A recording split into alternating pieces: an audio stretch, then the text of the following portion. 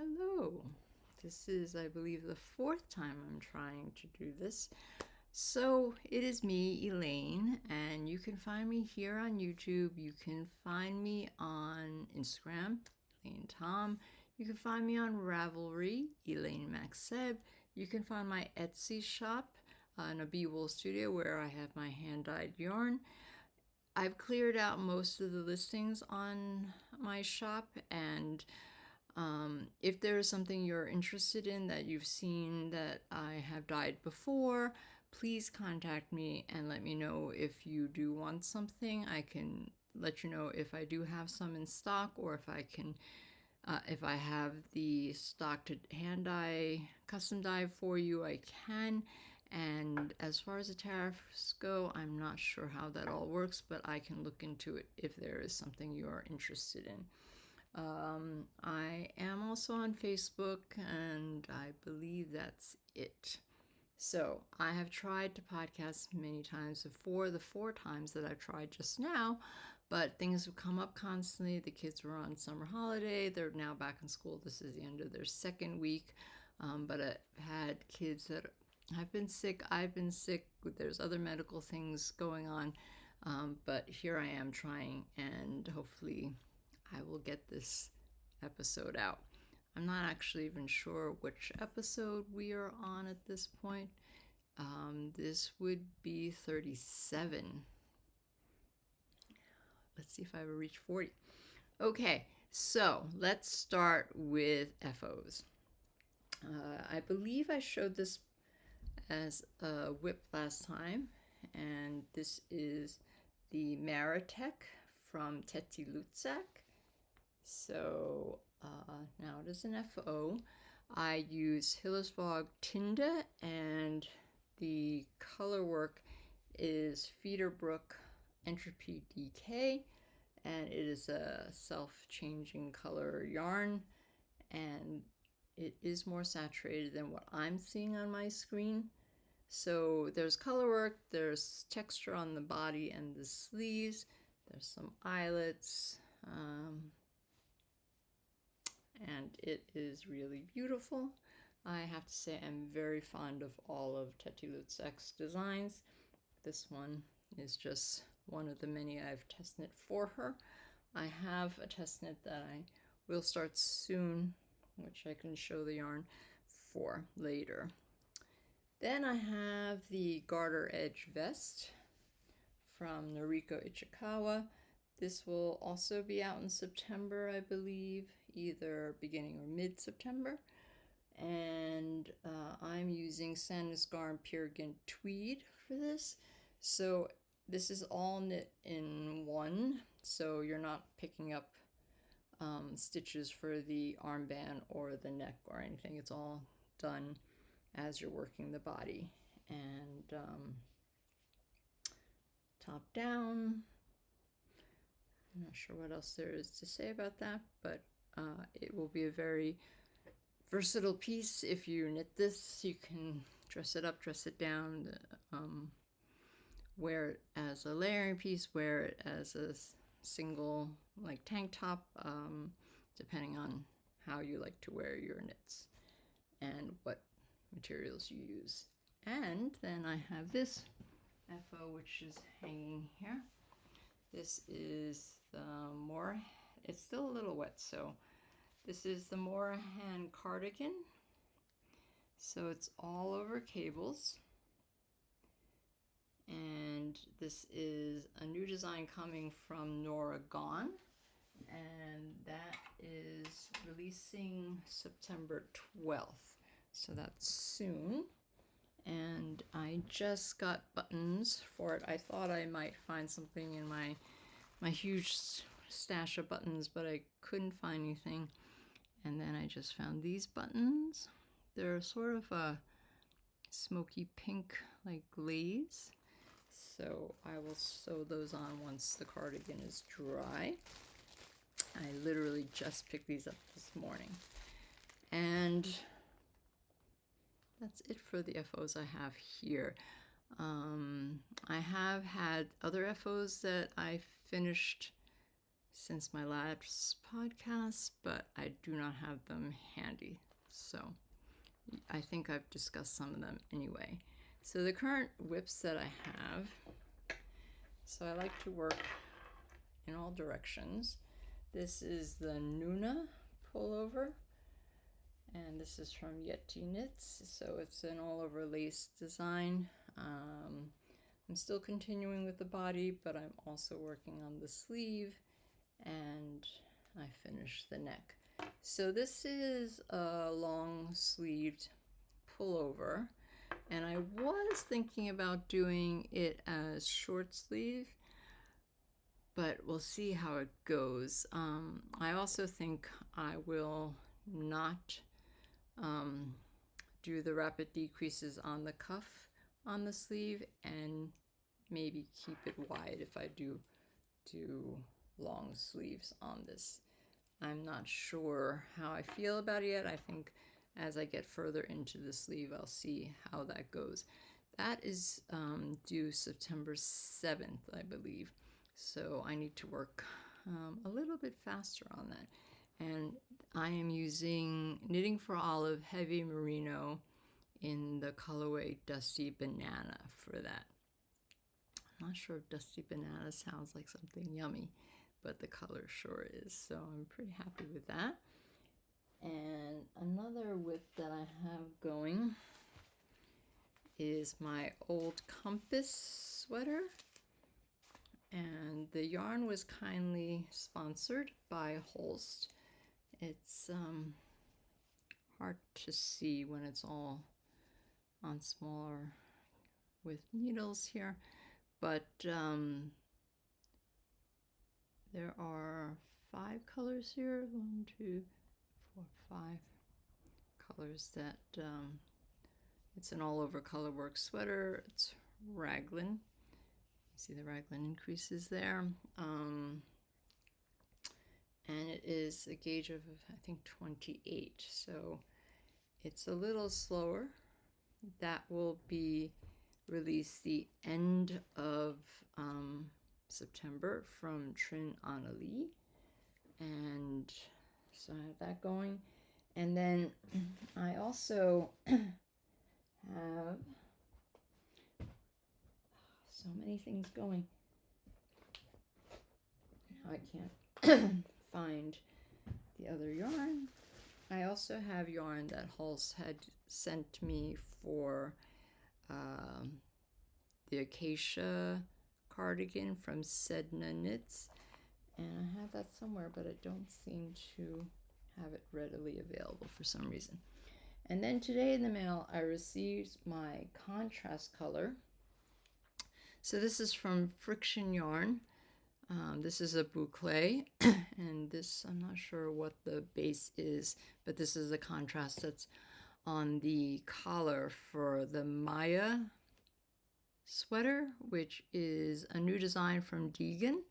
And so the yarn was sponsored for this, and I have cast on. I can't find it in my bag here, but that's due in October, so it should be relatively quick once I make a little time for it. So, but here it is, the 2 yarns that I'm using for Maya for Degen, and as you see, it's lots of fun. So I have that, and then my bag of tricks down here, the mess that you don't see. I also have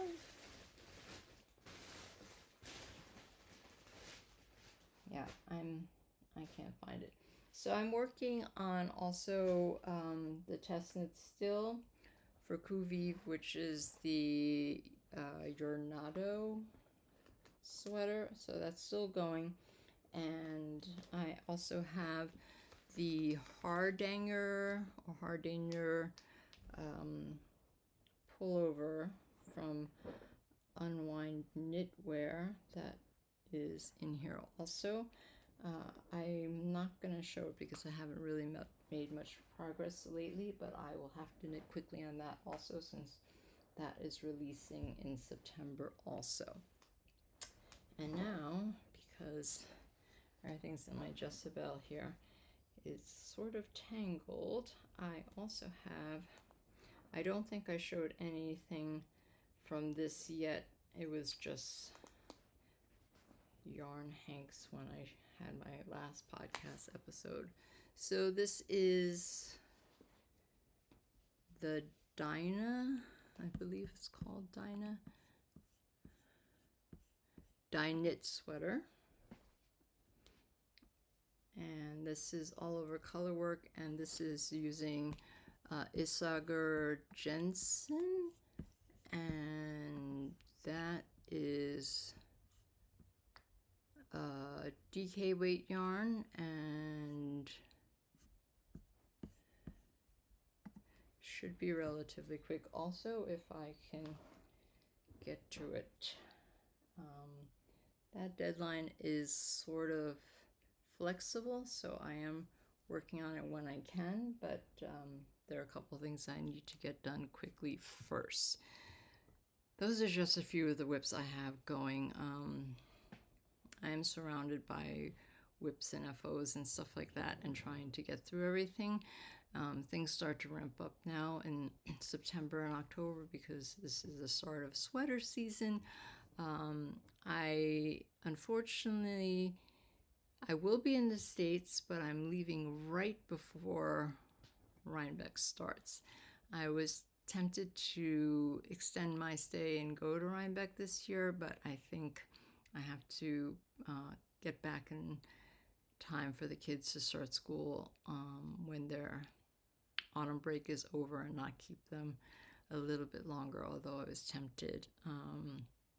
I am going to Barcelona Knits this year for the first time. I'm really looking forward to it. So if anybody's going, please make sure and say hello if you see me. I should be there on all the days, and really looking forward to it. I really love Barcelona, number one, and then when it's mixed in with yarn, how can you go wrong? As far as other events go coming up this year, I don't know. There is a new festival in Zurich right before Barcelona. It's the Knit Fest. I'm not sure if I'm attending yet. It's the weekend before I leave for Barcelona, so I'm not sure if it's too many things all in a row. But there are big names that are supposed to appear there. I'm not sure if you would actually see them unless you sign up for their classes. But I am curious about this new festival, and they also have a knit tram happening, but unfortunately it's during the Herbstferien, which is in October when I'm coming to the States, so I will miss the tram.